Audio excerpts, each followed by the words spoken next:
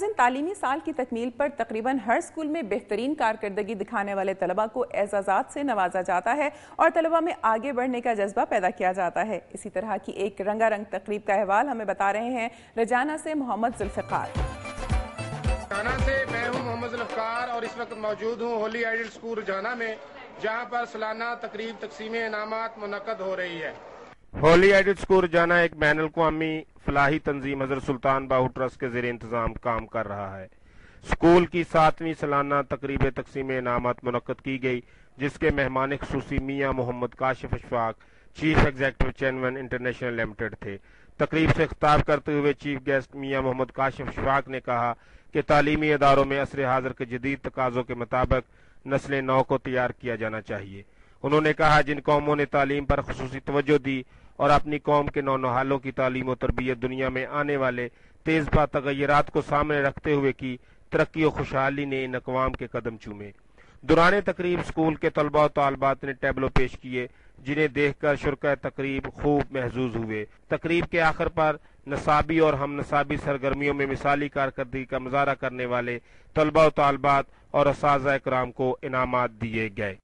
نصابی سرگرمیوں کے ساتھ ساتھ ہم نصابی سرگرمیاں طلباء کی شخصیت کو نکھارنے میں اہم کردار ادا کرتی ہیں اور ایک کامیاب تعلیمی عمل کو پایا تکمیل تک پہنچنے میں مدد ملتی ہے۔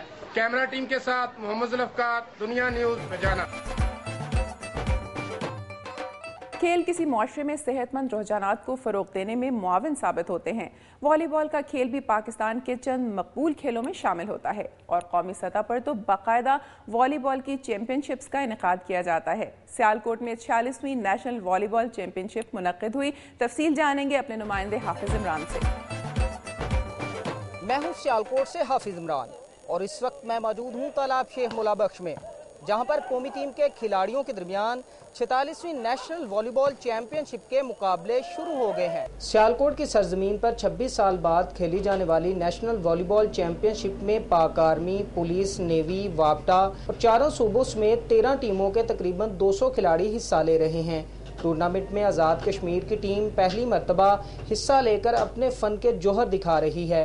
نیشنل والی بال چیمپئن شپ میں شائقین کی بڑی تعداد کھلاڑیوں کی حوصلہ افزائی کے لیے موجود رہتی ہے۔ لیگ سسٹم کے تحت کھیلی جانے والی اس چیمپئن شپ کی فاتح ٹیم کو 2 لاکھ جبکہ رنر اپ ٹیم کو 1 لاکھ روپے کا کیش انعام دیا جائے گا۔ چیمپئن شپ میں پاکستان والی بال ٹیم کی کوچنگ کرنے والے برازیلین کوچ خصوصی طور پر کھلاڑیوں کی تربیت کر رہے ہیں۔ لیگ سسٹم کے تحت کھیلی جانے والی 46ویں نیشنل والی بال چیمپئن شپ کا فائنل 17 اپریل کو اسی میدان میں کھیلا جائے گا۔ کیمرامین سید اقبال کے ساتھ حافظ عمران، دنیا نیوز، سیالکوٹ۔ کھیلوں کی بات ہو رہی ہے تو آپ کو لیے چلتے ہیں اٹک، جہاں سپورٹس گالا منعقد کیا گیا، جس میں مختلف اسکولوں کے طلباء نے بھرپور انداز سے حصہ لیا۔ سپورٹس گالا میں مختلف کھیلوں کے مقابلے ہوئے۔ تفصیلات جانیں گے جاوید کشمیری سے۔ ضلع اٹک کے ڈیف اینڈ ڈیفیکٹو بچوں کا سپورٹ گالا ضلع کونسل کے اسٹیڈیم میں منعقد کیا گیا، جس کا افتتاح EDO/CD عزیز نے کیا۔ اس سپورٹ گالا کے مہمان خصوصی DC شکیل احمد اور بیگم شکیل احمد تھے۔ اس سپورٹ گالا میں ضلع اٹک کی 6 تحصیلوں بچوں اور بچیوں نے حصہ لیا۔ اس سپورٹ گالا میں بچوں نے نعت، لانگ جمپ، 50 میٹر، 100 میٹر کی ریس، لڈی اور دیگر پروگرام پیش کیے۔ سپورٹ گالا میں عوام کی کثیر تعداد نے شرکت کی۔ DCO شکیل احمد نے خطاب کرتے ہوئے کہا کہ ان معذور بچوں کی تعلیم اور تربیت کرنا جہاد ہے۔ معاشرے کے تمام افراد کو چاہیے کہ ان خصوصی بچوں کو معاشرے کا کارآمد فرد بنانے کے لیے اپنا کردار ادا کریں، تاکہ یہ بچے بڑے ہو کر معاشرے میں اپنا کردار ادا کر سکیں۔ آخر میں DCO شکیل احمد اور دیگر افراد نے نمایاں پوزیشن حاصل کرنے والے بچوں اور بچیوں میں انعامات تقسیم کیے۔ معذور بچوں کی تعلیم و تربیت معاشرے کا فرض ہے، تاکہ یہ بچے بڑے ہو کر معاشرے کے کارآمد شہری بن سکیں۔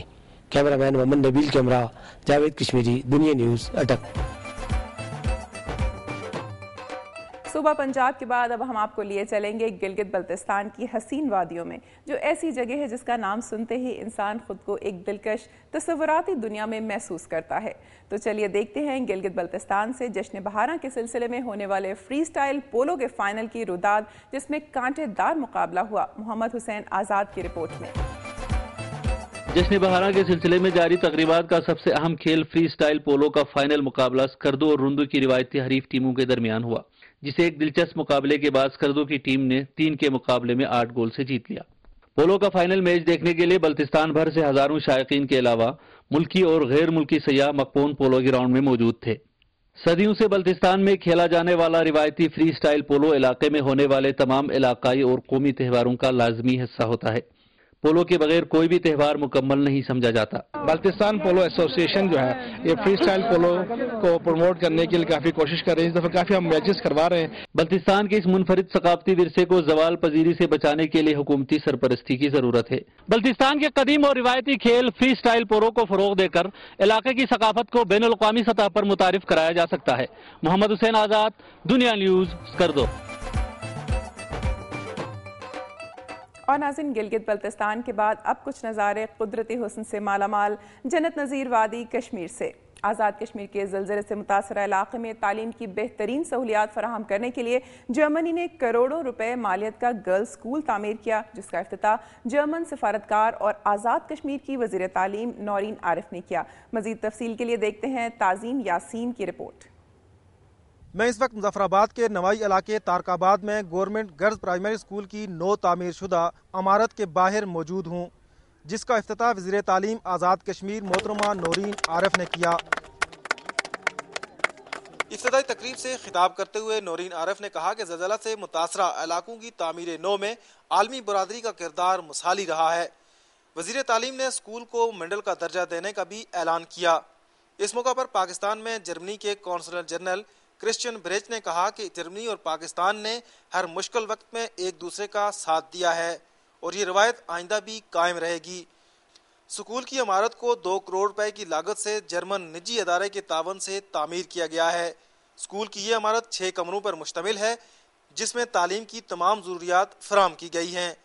عمارت کو پنکھوں، لائٹس اور دیدہ زیب فرنیچر سے آراستہ، جبکہ فرش میں خوبصورت ماربل استعمال کیا گیا ہے۔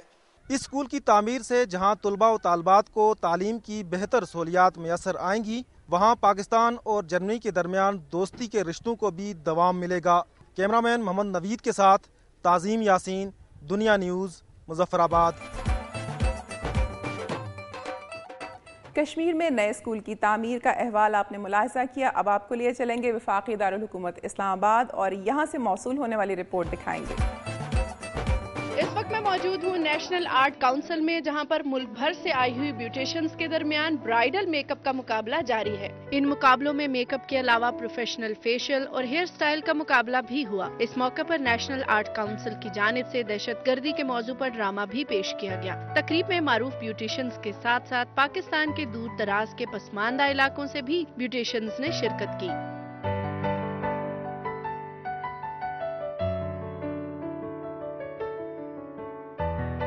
پہلے نمبر پر آنے والی دلہن کو چکوال کے ایک گاؤں کی ایک بیوٹیشن نے تیار کیا۔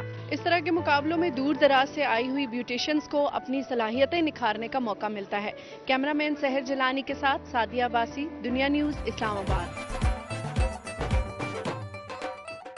پروگرام آپ نے ملاحظہ کیا۔ آپ کی رائے، آپ کی تجاویز اور آپ کا تعاون نہ صرف آپ کے پروگرام میری دھرتی میری دنیا میں مزید نکھار پیدا کرنے میں معاون ہو سکتے ہیں، بلکہ آپ کے مسائل کو آپ کے زاویے سے آپ کے مطابق دنیا کے سامنے لا سکتے ہیں، کیونکہ میری دھرتی میری دنیا میں شامل رپورٹس آپ کی تجاویز کی روشنی میں تیار کی جاتی ہیں۔ اپنی تجاویز اور آراء کے لیے ہمارا ای میل ایڈریس نوٹ کر لیں، mdmd@duniatv.tv۔ پروگرام کے اختتام پر آپ سے اجازت لیں گے، اس امید کے ساتھ کہ پھر حاضر ہوں گے آپ کے مسائل کی نشاندہی کرتی کچھ نئی رپورٹس کے ساتھ۔ اپنا بہت خیال رکھیے گا۔ اللہ حافظ۔